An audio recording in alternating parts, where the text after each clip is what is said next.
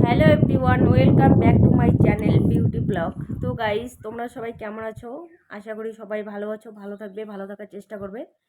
তো আজকে একাদশী, আর আজকে আমি একাদশী পালন দিব। তো এর আগের বার দিয়েছিলাম, এই বছর 2 বছর হবে, এবছর নিয়ে 2 বছর হবে। তো একাদশী পালন দেওয়া হবে, মানে প্রথমে ভেবেছিলাম যে দিব না, কারণ আমরা তো অসুস্থ। তো আমার মানে আমাদের বাড়িতে মা লক্ষ্মী এসেছে, মানে আমার দেওরের মেয়ে হয়েছে, মেয়ে বাচ্চা। তো যাই হোক, আজকে 3-4 দিন হলো, এখনও নার্সিংহোমে আছে, বাড়িতে আসেনি। তো আমরা অসুস্থ এখনও। তো ভেবেছিলাম যে জাগরণ তো করতে পারবো না, একাদশী উপোস করব, জাগরণ যদি করতে না পারি তো তো কী লাভ, পুজোও দিতে পারবো না। তো তারপরে শুনতেছি সবাই করবে, আমাদের আর কি যারা যারা আছে বংশে অসুস্থ, তো সবাই করবে, মা কাকিমারা। তো মানে কাকি শাশুড়ি, আমার শাশুড়ি, মানে জেঠিমা শাশুড়ি সবাই করবে। তো ওই আর কি, মা কাকিমা জেঠিমা সবাই করবে। তো জাগরণ তো করতে পারবে না, কোথাও যেতে পারবে না। তো আজকে কি হয়েছে, আমাদের এখানে না অর্কেস্ট্রার আছে আজকে, আমাদের এখানে বাড়ির পাশেই অর্কেস্ট্রার আছে। তো সবাই বলছে যে ওখানে যাব, ওখানে গিয়ে রাতটা, মানে অর্ধেক রাত তো চলেই যাবে, আর বাকি রাতটা ওইভাবে কেটে দিব। ঠিক আছে, তোর জাগরণটা হয়ে গেল, এই আর কি ব্যাপার। তো রাত জাগা কথা।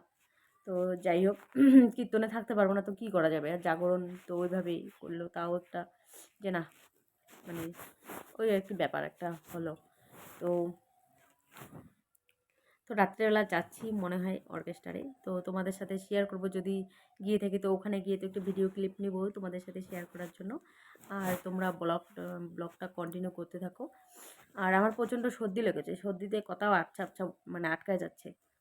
তো যাই হোক, ব্লগটা শুরু করলাম সকাল, এখন 9টা বাজে, 9টা থেকে। তো ব্লগটা কন্টিনিউ করো তোমরা। তো দেখো ব্লগটা কীরকম লাগে, যদি ভালো লাগে তো কমেন্ট করবে, জানাবে তোমাদের মতামত। আর তোমাদের দাদাভাই বাড়িতে নেই, 3-4 দিন হলো কাজে গেছে, কাজের সূত্রে বাইরে গেছে। তো যাই হোক, আমি এখানে আছি শ্বশুরবাড়িতে, আর এখানে থাকবো আরও কিছুদিন, কারণ মানে শেষ না হওয়া পর্যন্ত তো যেতে পারবো না কোথাও। আর বাড়ি যাব, তো কোচবিহারের তো রাসমেলা শুরু হচ্ছে আর কিছুদিন যাবৎ, শুক্রবারে মনে হয় রাস পূর্ণিমা। তো যাই হোক, রাসমেলা শুরু হয়ে যাবে, আর বাড়ি যাব। তো মেলার উদ্দেশ্যে যাব বাড়ি, সেখানে গিয়ে কিছুদিন থাকবো। তো তোমাদের দাদাভাই বাড়িতে নেই, তো ওই আর কি কিছুদিন গিয়ে থাকবো। আর আমার ডেলি ব্লগ আমি শুরু করে দিয়েছি, এতদিন আমি ব্লগ দেইনি, নিজের মানে খামখেয়ালিতে ব্লগ আমি দেইনি। তো এখন থেকে আমি ডেলি ব্লগ করব, তো তোমরা ব্লগগুলো দেখবে। তো কমেন্ট করবে, কমেন্ট করলে ভালো লাগে তো তোমাদের কমেন্ট দেখতে।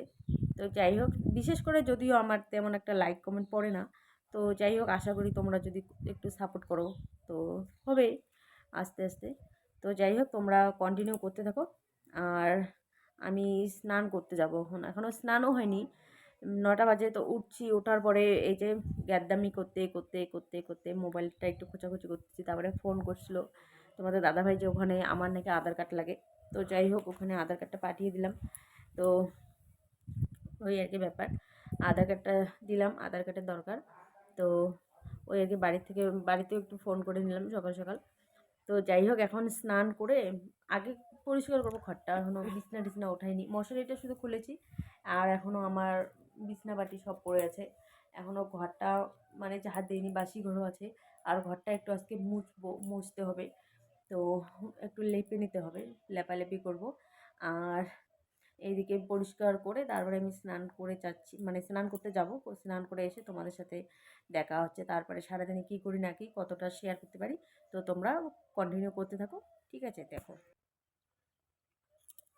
তো গাইস ফাইনালি সব কাজবাজ করে নিচ্ছি, কাজবাজ করে নেওয়ার পর তারপরে আজকে তো জানোই, তো বললামই একটু আগে। তো ওই আর কি সব কিছু করে নিয়ে আমি এখন মোটামুটি স্নানের দিকে যাব। আর এখনও আমার স্নানটাও হয়নি, তো আমি এখন স্নানের দিকে যাব। আর ঘরটা একটু পরিষ্কার করে নিচ্ছি, যা একটু লেপালেপি করতে হবে। তো এই আর কি ব্যাপার। আর রাত্রেবেলা তো আছেই, বললাম অর্কেস্ট্রায় যাব। আর তো তোমরা ব্লগটা কন্টিনিউ করতে থাকো, দেখো কতটা কি শেয়ার করতে পারছি, তোমরা দেখতে থাকো। আর আমার কি হয়েছে, মানে ইদানিং একটা সমস্যা দেখা দিয়েছে, যে আমার খাটের পাশে যে একটা ছোট বক্স থাকে, মানে আমি সেটা ওইদিকে রাখতে পারছি না, ওখানে ড্রেসিং টেবিলটা নিয়ে গেছি। তো ওইদিকে মাঝখানে যে দরজাটা আছে সেখানে কি হয় যে উড়ি পোকা নিচ থেকে মানে মাটি তোলে, মানে দরজার পাশ থেকে আর কি কাঠের ওখানে আর কি দরজার মধ্যে যে কাঠের ফ্রেমটা থাকে, তো সেখান থেকে আর কি মানে উড়ি পোকাগুলো মাটি তোলে, অনেকগুলো করে মাটি তোলে। তো মাঝখানের দরজাটা দিয়ে এরকম একটা ব্যাপার। তো আমি দরজাটা খুলে পরিষ্কার করি। তো তারপরে ভাবলাম যে না, আমি যখন বাড়িতে থাকবো না বা কিছু বাপের বাড়ি যাব, তখন তো অনেক দিন করে থাকবো, তখন আবার ওইদিকে মাটি তুলে পরে আমার যদি ওই খাটের বক্সের মধ্যে মানে ওই যে বক্সটা যে আছে ওখানে যদি মানে উড়ি পোকা মাটি ঢিপ করে রাখে, তো আমার বক্সটা নষ্ট হয়ে যাবে। তার জন্য আমি কি করেছি যে বক্সটা এইদিকে এনে তারপরে ওখানে ড্রেসিং টেবিলটা রেখেছি। তো এই আর কি একটা ব্যাপার। আর বক্সটা আমি এইদিকে সরিয়ে রেখেছি, আর ওই দিকেটা আছে। তো দুদিকে দুটো বক্স আছে, ছোট বক্স। তো তারপর একটু গিয়েছিলাম একখানে দরকারে। তারপর রাত্রেবেলা এসে তো এই যে সাবু খাচ্ছি, আর আমার এই যে ছোটো এইটা বড় ভাস্তা, আর ওই সাইডে আছে ছোটো ভাস্তা, মানে দুজনেই আমার মানে পিছু কোনোভাবেই তো ছাড়ে না, আমি কখন কী করি না করি সবসময় লেগে থাকে।